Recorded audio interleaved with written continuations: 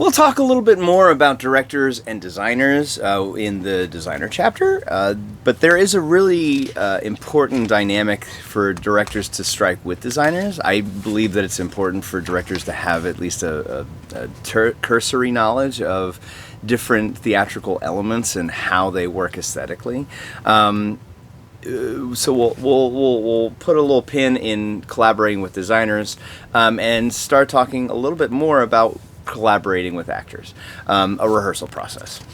So after we get all the concept, after we get all the designers lined up and start making a aesthetic world for the actors to play in, actors come into the rehearsal. It also mentions about stage managers. Stage managers, again, we'll talk a little bit later about that job particularly, but a director and a stage manager in a rehearsal process need to work very symbiotically.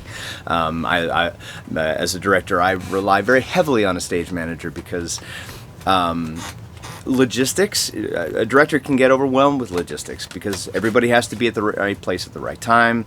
I have to call people. I personally don't like wasting a whole lot of people's time. Some directors like to have everyone in the collaborative process in the room, and there are good things that come out of that because everyone can see what's being made, everyone can feel like there's some ownership involved in that. I personally like, and for myself, like to be able to focus on individuals or focus on the particular morsel that we're working on. And a director chops up or can chop up a play into sort of manageable bits for actors to undertake. I believe that a director is a host of rehearsals. He or she is someone who invites everyone into play. The tone that a director sets in a rehearsal room can impact the way that actors feel either safe or allow themselves to be vulnerable, allow themselves to be playful. One of the things that I have found as an actor in a very dictatorial director is sometimes all those creative impulses that I have shut down so that I can give the director what he wants or give the director what she wants, because the director is being, this is what I want. If a director sets that tone, then more than likely the actors will match that tone or bustle up against it, and then you have sort of a contentious rehearsal room, and that's no fun. So for me personally, I like to open up a space. I like to make sure that actors feel respected, that I'm excited to collaborate with them, and that there is a room for us to be playful, and at the same time that we're all aiming for the same thing. Because a director has done all of this conceptual work, then you can offer what I like to think of like the bumpers. The water is running in a river, and the banks of the river are made by the director saying, we can sail, we can float our boat anywhere on this river, but the banks are right here and right here. So it's the director's job to sort of make a creative atmosphere and set the parameters by which we're making the show. So then the video we're going to watch here is with Sam Mendes. He is some of you might know him more as a film director, but he is also a very prominent British director, talking about sort of the fun, different playful ways that he experiments in a rehearsal room with actors.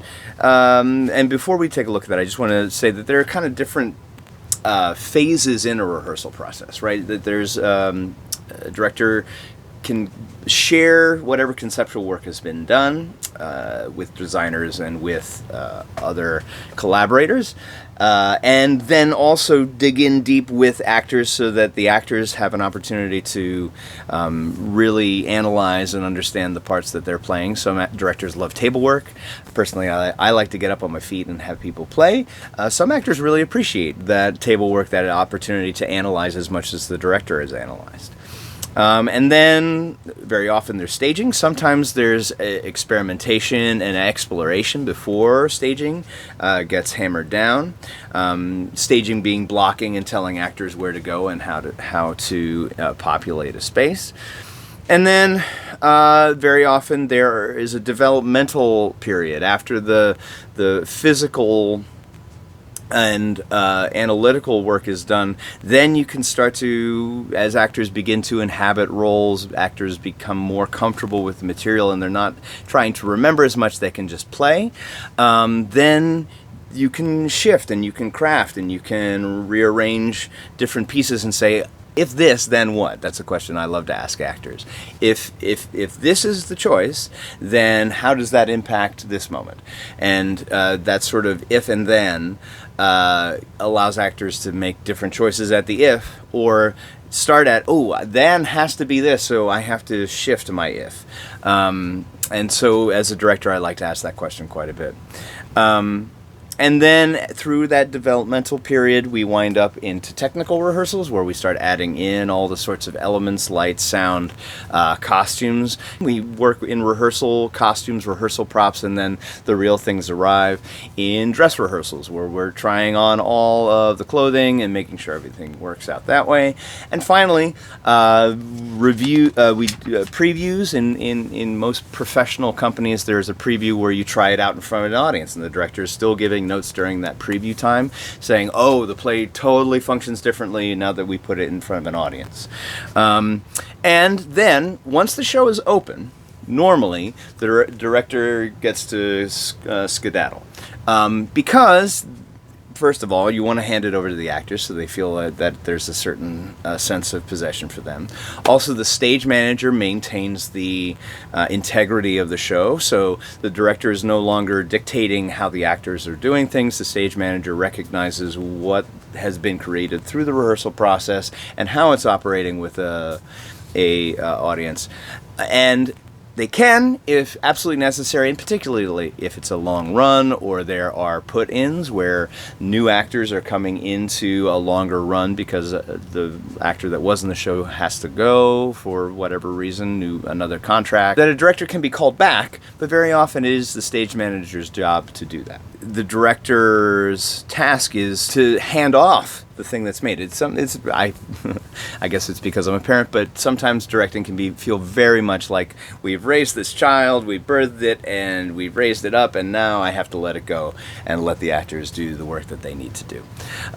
So here's Sam Mendes talking a little bit about the rehearsal process.